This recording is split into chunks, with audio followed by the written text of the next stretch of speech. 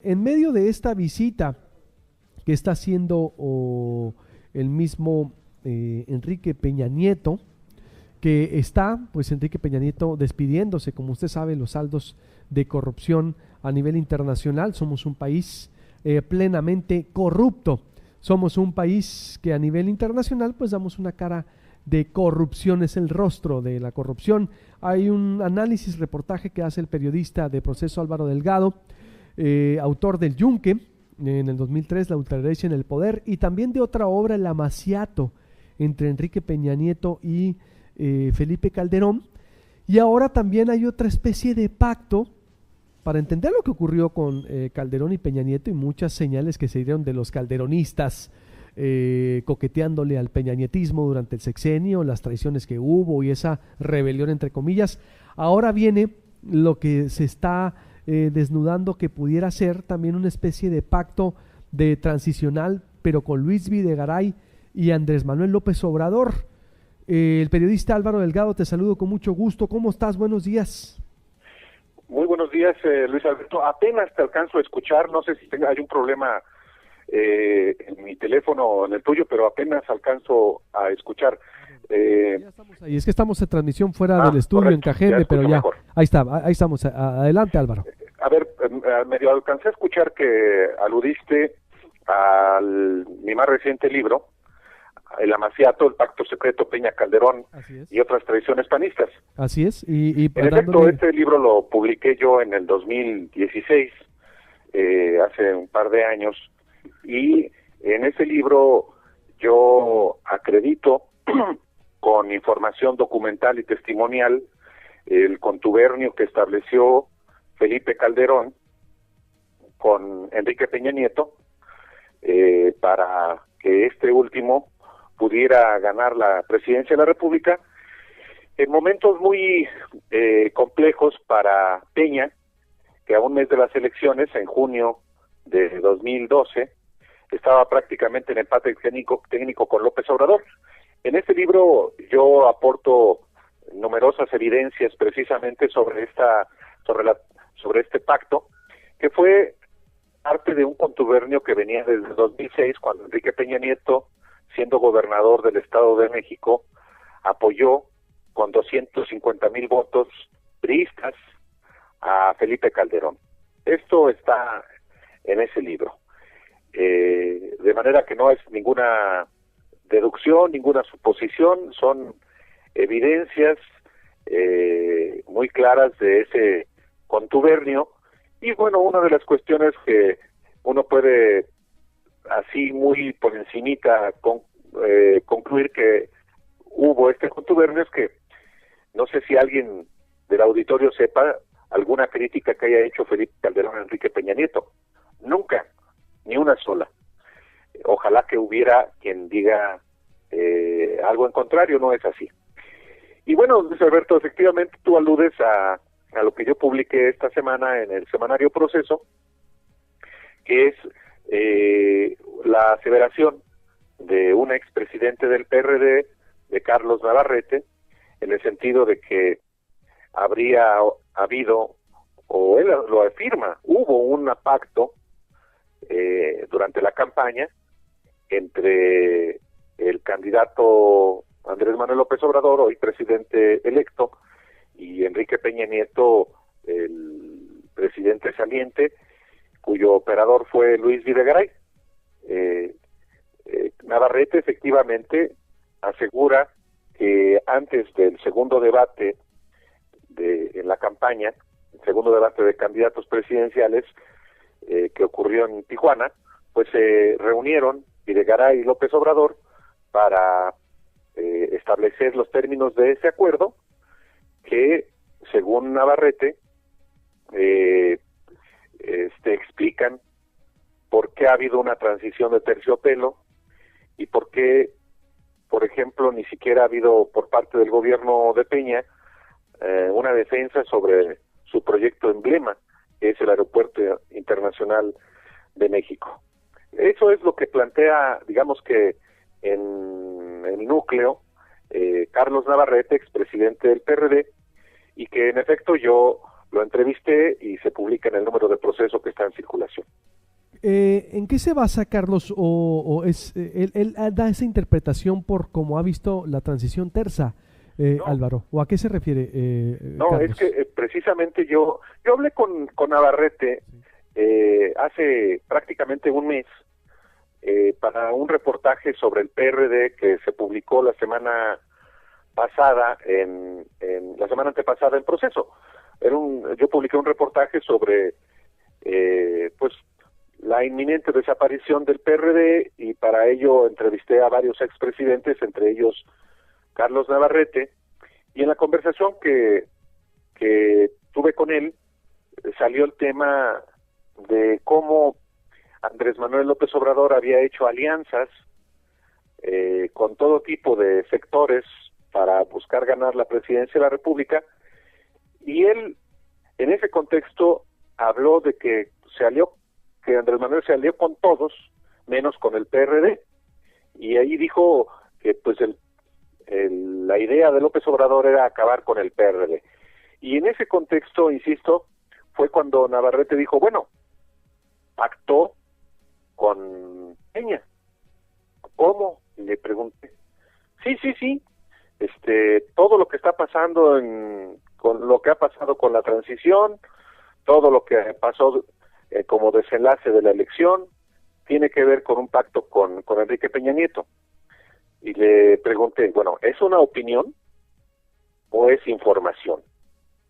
Que es con una cosa bastante diferente, que es un poco lo que tú me estás planteando, Luis Alberto. ¿Es una opinión, una deducción, un análisis, o es información? Y él asegura que es información. Le pedí detalles, dije, ¿cómo es que se hizo este pacto? Dice, bueno, pues Luis Videgaray, que es un hombre muy pragmático y muy frío, cuando vio que no iba a ganar el candidato priista José Antonio Meade, y López Obrador estaba imparable, propuso a Peña Nieto sentarse a negociar con López Obrador los términos de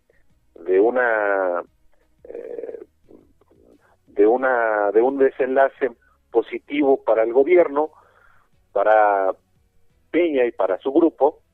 Y según él, esto ocurrió y hubo una reunión personalísima entre Videgaray y López Obrador, que él ubica antes del segundo debate de candidatos presidenciales, a finales de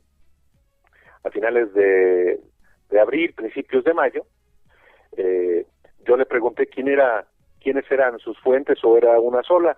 Él aseguró que su fuente es un personaje de alto nivel en el gobierno de Enrique Peña Nieto, y es en esos términos, en resumen, lo que él asegura que ocurrió. Insisto, no es una opinión sino una aseveración fundada en datos que le proporcionó una fuente con la que se reunió a finales de julio de este año. Esos son los hechos, digamos. Claro. ¿Cuál sería tu interpretación de lo que está ocurriendo? Porque has escrito, como siempre te damos seguimiento y atento a lo que haces, Álvaro. Decías por acá, o has dicho en Twitter, sí, tal vez a Peña se le perdone López Obrador, pero el juicio popular ya lo culpó, Álvaro. Es decir, aunque no sabemos todavía qué va a pasar, ya lo dijo Erendira Sandoval el sábado pasado en una conferencia de prensa, que se malinterpretaron las palabras de López Obrador, que sí iba a haber una, vamos a decirlo, o rendición de cuentas, no cacería, pero que sí van a auditar, vaya, el peñanietismo, Álvaro Delgado. Son por eso mensajes encontrados, ¿no? De lo que puede ocurrir. Yo creo que hay que irse a los hechos. En la propia entrevista que yo tengo con Carlos Navarrete, que se publica en Proceso esta semana, él mismo dice, bueno, yo le dije, ¿qué representa el hecho de que haya habido un pacto? Dice, bueno, es una decisión política de López Obrador. Dice, pero él públicamente ha sido muy transparente en esto, en no perseguir a ningún miembro del gobierno actual, porque lo que dice él es que le interesa ver para adelante. Y a este respecto, Luis Alberto, es muy importante no olvidar que López Obrador planteó esta amnistía anticipada, así la llamó, hace un par de años, en 2016, ante empresarios en Acapulco, a los que dijo que él no iba a perseguir a nadie, que él declaraba una amnistía anticipada a toda la mafia del poder. Esto lo dijo con todas sus letras en una ponencia de 16 cuartillas, no fue una entrevista banquetera, y fue una definición política desde entonces, es decir, 2 años antes de la elección. Pero no solamente eso, Luis Alberto, y es importante que el auditorio lo tenga claro. Desde el 2010, cuando publicó un libro sobre las elecciones del 2012, la mafia que nos robó la presidencia y el 2012, también López Obrador estableció en ese libro 2010, es decir, se estaba refiriendo también al gobierno de Calderón. Él planteó también en ese entonces que él no iba a perseguir a nadie de la mafia del poder. Es el subtítulo de el capítulo de ese libro que se llama ¿Qué hacemos con la mafia? Y él dice, no voy a perseguir a nadie porque lo que importa es construir hacia adelante. Es decir, no hay ninguna novedad en este comportamiento de López Obrador, que en las entrevistas que dio a los conductores de radio y de televisión la semana pasada, reiteró. Entonces, a mí por eso me pareció que era relevante el dato, pero visto en el contexto de que López Obrador ha dicho desde hace por lo menos 8 años que lo que a él le interesa es iniciar una nueva etapa en México como presidente de la República y no empantanarse, así dice él, en la persecución de conductas corruptas, porque lo que él quiere establecer es una nueva etapa en el país. Es en ese contexto que a mí me pareció importante recoger la afirmación de Navarrete, que se funda en información, y es una fuente, la de Navarrete, que a muchos no les da ninguna credibilidad, no le tiene ninguna credibilidad, pero creo que en el contexto puede servir evidentemente para buscar más información sobre esto que él llama un pacto entre Peña Nieto y Andrés Manuel López Obrador. Pero además lo dijo en la campaña, Álvaro, también con toda esa secuencia que bien que nos recuerdas, claro. El libro y la exposición de hace 2 años de Cancún, yo no recordaba esa ponencia. ¿Te acuerdas? ¿Sí? En la entrevista de Milenio fue emblemática porque dijo, a ver, es demagógico Ricardo Anaya, no se puede perseguir al presidente. Claro. Es decir, ha sido congruente en eso López Obrador, hay que decirlo. Bueno, Álvaro. Es que, a ver, el gran problema me parece que para muchos actores políticos y para muchos mexicanos es que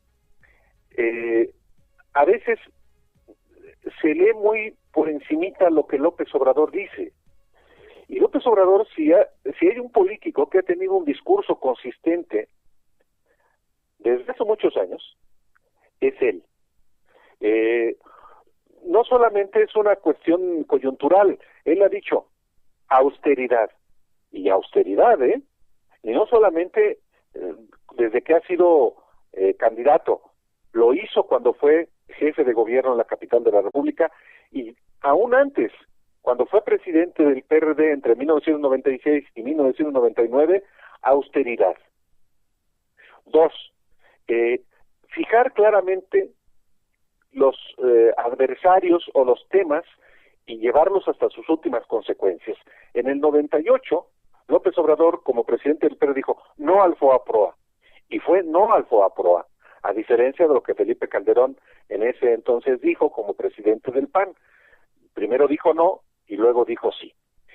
En el caso, por ejemplo, de iniciar una nueva etapa, en esto no ha habido equívocos. En efecto, los dijo no solamente en la ponencia de Acapulco, en su libro, sino a lo largo de la campaña lo dijo una y otra vez, más allá de si fue en ese programita de tercer grado, de Milenio, pero lo ha dicho una y otra vez. A veces a mí me causa pues curiosidad cómo es que muchos colegas lo tienen enfrente y ni siquiera son capaces de preguntar. Pero bueno, el dato es que en esto no ha habido equívoco. En esto López Obrador ha sido muy consistente, y ahora que dice, pues no voy a perseguir, todos lo dan como una noticia, cuando esa noticia ha sido noticia durante mucho tiempo, nada más que en México, y particularmente muchos colegas y medios, tienen la memoria muy cortita o sencillamente no leen.